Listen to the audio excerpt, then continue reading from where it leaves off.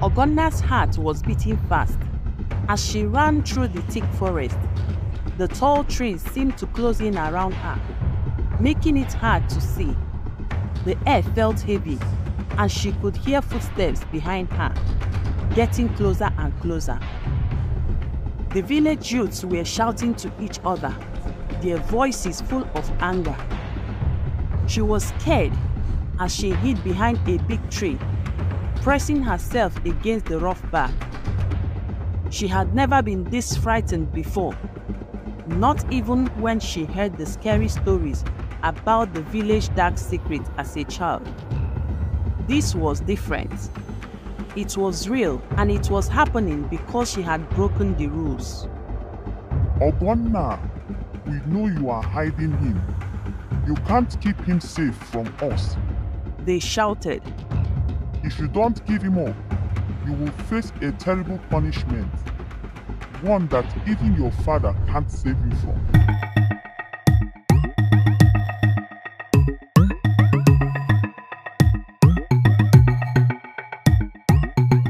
Once upon a time, in the middle of a thick forest, there was a village called Adazi. This village was hidden from the outside world, and everyone in the nearby villages was scared of it because of a terrible secret the people of Adazi had. A secret so scary that no one dared to visit. The villagers had a frightening tradition. It was said that they captured and ate any outsider who came into their village. People would say, the people of Adazi are wicked. They are cannibals. This cruel practice had been going on for many years, and no one ever questioned it. But everything started to change when Ogonna grew up. Ogonna was a beautiful girl, known in her village, Adazi, for being kind and gentle. Unlike the other villagers, she often wondered why they had to keep doing such cruel things. She would sit by the river with her long black hair flowing like the water and think about the world outside the forest. Ogonna had never met anyone from outside her village, but she had heard stories about travelers who came and never left. Even though the stories were scary, she couldn't stop thinking that there was more to life than what she had been taught. One sunny afternoon, while Ogonna was gathering firewood along the village pathway, she saw a young man walking towards her. He was tall and handsome, with curious eyes that seemed to notice everything around him. Ogonna's heart started beating fast. This was the first time she had ever seen someone from outside the village. The young man was a tourist named Chike, who came to the forest because he had heard mysterious stories about it and wanted to learn more about the village of Adazi. But he didn't know the danger that was waiting for him there. Good afternoon, Chike said with a friendly smile. My name is Chike. I am visiting this area to learn more about your village and its history. I have heard it's a place full of secrets. Ogonna hesitated for a moment, knowing what would happen to him if he stayed. But something in Chike's eyes made her want to talk to him more. She smiled back, her heart beating quickly. My name is Ogonna, She said. This village is not what you think. You should leave while you still can. But Chike was intrigued by Ogonna's words, and instead of leaving, he asked if he could walk with her. Ogonna knew she should refuse, but she couldn't bring herself to push him away. There was something about Chike that made her feel alive in a way she had never felt before. For the next few days, Chike and Ogonna met in secret. away from the eyes of the villagers. They walked through the forest, talking about the world beyond Adazi, and laughed together as if they had known each other for years. Ogonna found herself falling in love with Chike, and she knew he felt the same. But with each passing day, her fear grew. She knew that the village elders would soon discover Chike's presence, and when they did, he would be in great danger. One evening, as they sat by the river, Chike took Ogonna's hand in his. Ogonna, I know there is something you are not telling me. I can see it in your eyes. Whatever it is, you don't need to carry it alone. I am here with you. Ogonna felt tears welling up in her eyes. She couldn't keep the truth from him any longer. Chike, you don't understand, she said, her voice trembling. My village, they are planning to capture you. They eat outsiders, and they have already made arrangements to take you. I don't know how much time we have left. Chike stared at her in shock, the gravity of her words sinking in. But why? Why would they do such a thing? It's a tradition, Ogonna explained, her voice filled with sorrow. They believe it's necessary to keep our village strong and protected. But I can't let them hurt you. I have fallen in love with you, Chike, and I won't let them take you. Chike squeezed her hand, his expression serious. We will find a way out of this, Ogonna, together. Ogonna nodded in agreement, determination filling her heart. She knew what she had to do. That night, she snuck Chike into a hidden cave deep within the forest, a place known only to her. It was a small dark space, but it was safe, at least for now. You must stay here, Ogonna instructed him. The villagers will search for you, but they won't find you if you stay hidden. I will bring you food and water, but you must promise me you won't leave until I come for you. Chike nodded in agreement. I promise. I will stay here and wait for you, Ogonna. Please don't disappoint me. Ogonna returned to the village, her heart heavy with worry. As she had feared, the village youth had already begun their search for the outsider. They combed the forest, looking for any sign of Chike, but no one found him. Days passed, and the villagers grew more and more frustrated. One evening, after another fruitless search, the village elders called for a meeting. Someone in this village knows where the outsider is hiding, the head elder declared, his voice cold and stern. We will find him, and they will pay for their betrayal. She couldn't let the villagers discover Chike, but she also couldn't bear to see anyone else suffer because of her.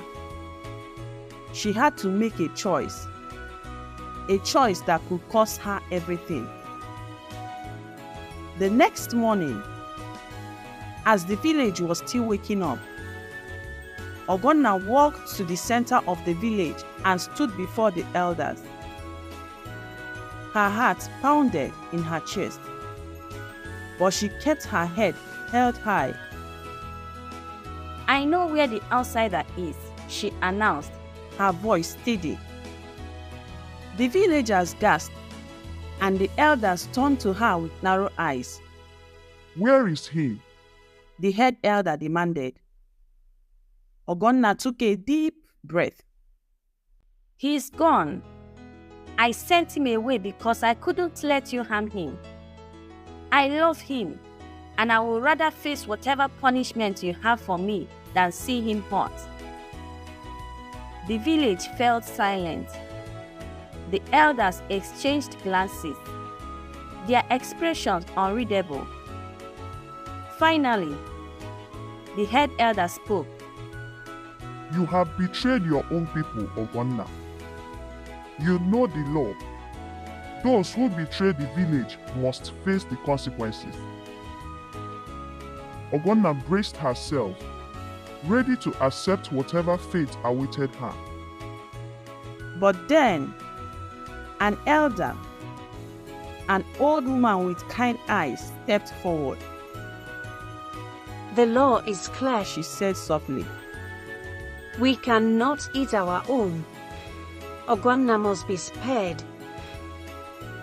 The villagers murmured in agreement, and the head elder nodded reluctantly. You are right, He conceded.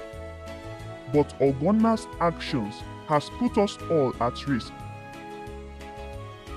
The outsider may return with others to seek revenge. Ogonna shook her head. Chike will not return with harm. He is different. He will not betray us. The old woman placed a hand on Ogonna's shoulder. "Perhaps it is time we reconsider our ways. She said, her voice filled with wisdom. We have lived in fear for too long, believing that we must harm others to protect ourselves. But maybe, just maybe, there is another way." The villagers looked at each other, the weight of her words sinking in. For generations, they had followed the old ways without question, believing it was the only path to survival. But now, as they looked at Ogonna, who had risked everything for love, they began to see that there might be a different way. The head elder sighed, his shoulders sagging with the burden of leadership. Perhaps it is time for change. He admitted. We must learn that all human lives matter, not just our own. If we continue down this path, we will only bring destructions upon ourselves. Ogonna's heart swelled with hope. Could it be true? Could her village really change? The old woman smiled at her. "Ogonna, you have shown us a new path, a path of love and compassion. We will no longer harm outsiders. Instead, we will welcome them, learn from them, and grow stronger together." The villagers nodded in agreement, their hearts lifted by the prospect of a bright future. Ogonna felt tears of relief and joy welled up in her eyes. So she went back into the deep forest to bring Chike out of the cave. She had saved Chike, and in doing so, she had saved her village from its own darkness. Ogonna's heart felt light as she walked through the village, seeing her people begin to change. But in the city, far from the peaceful forest of Adazi, there was panic. Chike's family and friends had not heard from him in days. His sudden disappearance has caused great worry, especially after they learned he had ventured into the mysterious village of Adazi. Chike's parents, Mr. and Mrs. Okoye, were beside themselves with worry. They had tried calling him, but his phone was off. They contacted his friends, but no one has seen or heard from him. It wasn't long before rumors started circulating, rumors about Adazi. The village shrouded in mystery and fear. He went there. Chike's mother cried, clutching her husband's arm. Why would he go to such a dangerous place? We have to do something. We have to find him. Mr. Okoye, a man known for his calm personality, was equally shaken. He immediately began making calls to anyone he thought could help. He called the police, local government officials, and even a few old friends in high places. Chike's co-workers too were worried and began spreading the word, hoping someone could provide information on his whereabouts. We need to act fast, Mr. Okoye said, his voice firm as he spoke to the police commissioner. My son is in danger, and I need every resource available to find him and bring him back safely. The commissioner, moved by the desperate father's plea, assured him that they would do everything in their power to locate Chike. A search party was quickly organized, and soon a convoy of trucks filled with armed security personnel, policemen, and worried family members set out for Adazi. The atmosphere was tense. They didn't know what they would find, but they were prepared for the worst. As the convoy approached the village, the usual quiet forest was filled with the sound of engines and the murmur of anxious voices. The people of Adazi were still shaken by what happened and by Ogonna's brave actions. When they heard the loud trucks driving into the village square, they looked up scared. The villagers felt a wave of fear because they had never seen such a big, frightening group before. Ogonna, who had been tending to her daily chores, rushed to the square when she heard the commotion. Her heart sank when she saw the armed men stepping out of the truck, their expressions grim and determined. Among them she spotted Chike's parents, their faces pale with worry. Chike! Mrs. Okoye cried as she saw her son step out from among the villagers. Tears streamed down her face as she ran to him, pulling him into a tight embrace. Thank God you are safe. We thought we had lost you. Chike held his mother close, relief washing over him. I am okay, Mom. I am okay. Thanks to Ogonna. Mr. Okoye approached Ogonna, his eyes filled with gratitude. You saved my son's life, he said, his voice thick with emotion. I don't know how to thank you. But before Ogonna could respond, the police commissioner stepped forward, his eyes sweeping over the villagers. We have heard disturbing reports about this village, he said, his voice loud and commanding. We understand there is a long-standing tradition here that involves harming outsiders. That ends today. The villagers, already shaken by the recent turn of events, stood in stunned silence. The head elder, who had been so adamant about maintaining their tradition, lowered his head. Unable to meet the commissioner's gaze, the old woman who had supported Ogonna stepped forward, her voice steady and clear. We have realized our mistakes, she said, her tone filled with both sorrow and determination. We have lived in darkness for too long, believing that harming others was the only way to protect ourselves. But Ogonna has shown us a new way, a way of love and understanding. We are ready to change. The commissioner nodded, but his expression remained stern. Change is good, but you must understand the gravity of what you have done. Lives have been lost because of these practices. There must be accountability. As the officers began to move forward, ready to make arrests, Chike stepped between them and the villagers. Please, he said, holding up his hands. I understand that justice must be served, but these people are willing to change. They've already begun to understand that what they've done is wrong. Arresting them will only bring more pain and suffering. The commissioner hesitated, considering Chike's words. He could see the sincerity in the young man's eyes, and he could sense the genuine remorse among the villagers. After a long moment, he turned to his men and gestured for them to stand down. We will not arrest anyone today, The commissioner announced. but know this. If there is ever any report of harm coming to anyone in this village again, we will return and there will be no mercy. The villagers nodded in agreement, their relief palpable. The head elder, who had remained silent until now, finally spoke. We will not return to our old ways. He vowed.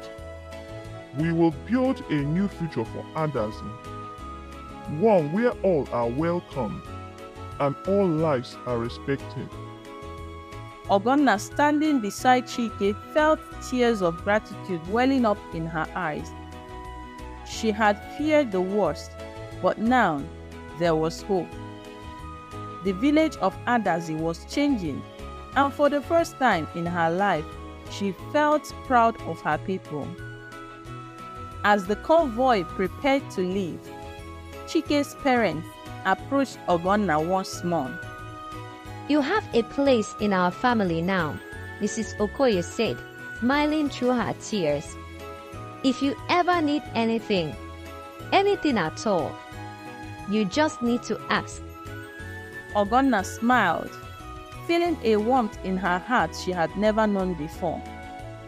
Thank you, she said softly. But my place is here in Adazi. There is much work to be done, and I want to help my people build a better future. Chike took her hand, squeezing it gently. And I will be right here with you. He promised. Together, we will make this village a place of peace and love. The villagers watched as the convoy slowly drove away, the tension of the past few days finally easing. The head elder called for a meeting that evening, where the villagers discussed their new path forward. They spoke of education, of learning new trades, and of welcoming visitors with open arms and rather than fears. And so, the people of Adazi lived happily ever after. I hope you enjoyed the story.